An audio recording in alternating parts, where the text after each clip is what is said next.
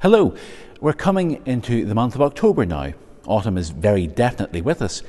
And for Catholics, this is the month of the Rosary, a time when we focus in a special way on perhaps the most popular prayer of all. Not so long ago, families around Ireland would have got down on their knees at home after dinner each day of October to pray the Rosary together. Different members would have led the different decades, some too fast, some too slow, and all too often someone would get the giggles and maybe a clip in the ear for their troubles as well.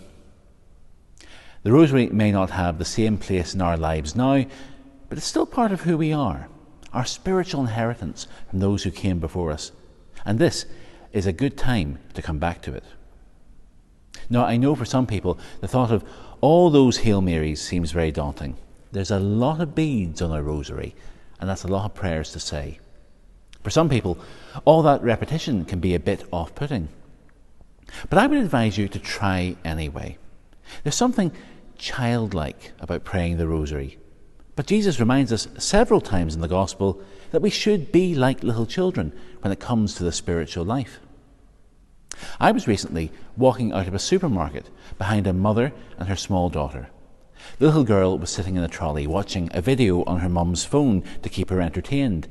And the video was the nursery rhyme, Head, Shoulders, Knees and Toes, sung over and over again. And I mean over and over again. The wee girl was just delighted to hear the song repeated, and even I found myself humming it after a few moments. The song just got into my head and my shoulders and my knees. All the Hail Marys in the Rosary are a bit like that. Saying the same prayer 50 times over might seem crazy, but there's something special going on. The words of the Hail Mary are the words of God. The first part comes entirely from the Gospel of Luke. They are the words spoken to Mary by the angel Gabriel at the Annunciation and to Elizabeth at the Visitation, the first two joyful mysteries of the Rosary. We repeat those words over and over again because they're some of the most beautiful, powerful, momentous words ever spoken in the history of humanity. And if we repeat them often, with faith, we'll find that they enter our heads and our hearts and our souls.